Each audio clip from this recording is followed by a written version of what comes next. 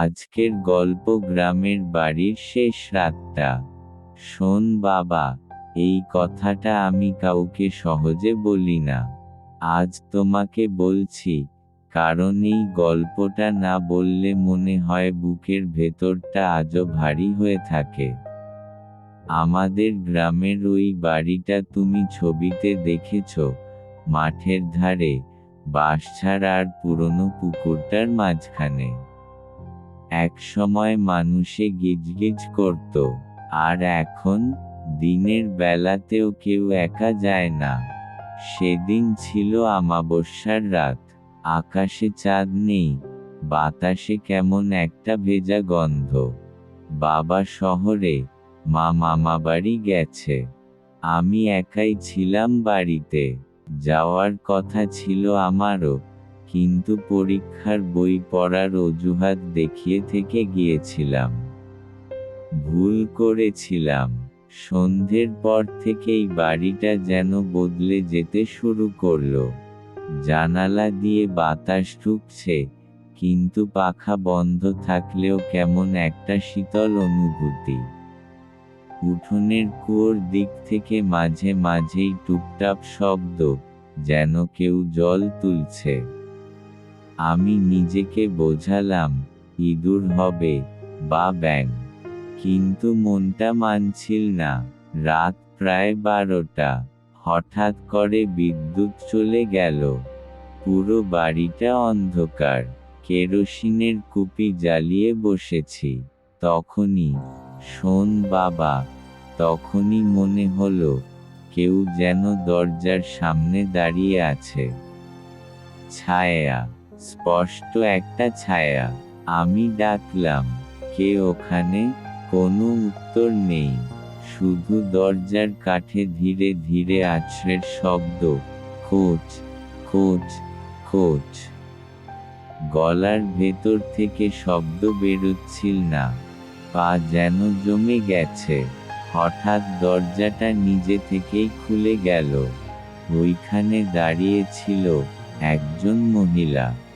সাদা শাড়ি, ভেজা চুল, মুখটা স্পষ্ট নয়, যেন কুয়াশার আড়ালে ঢাকা। কিন্তু চোখ দুটো, বাবা, সেই চোখ আজও ভুলতে পারিনি। ফাঁকা, অথচ তাকিয়ে আছে সোজা আমার দিকে।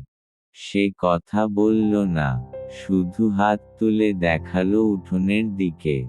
আমি জানি না কেন, কিন্তু আমি উঠে দাঁড়ালাম।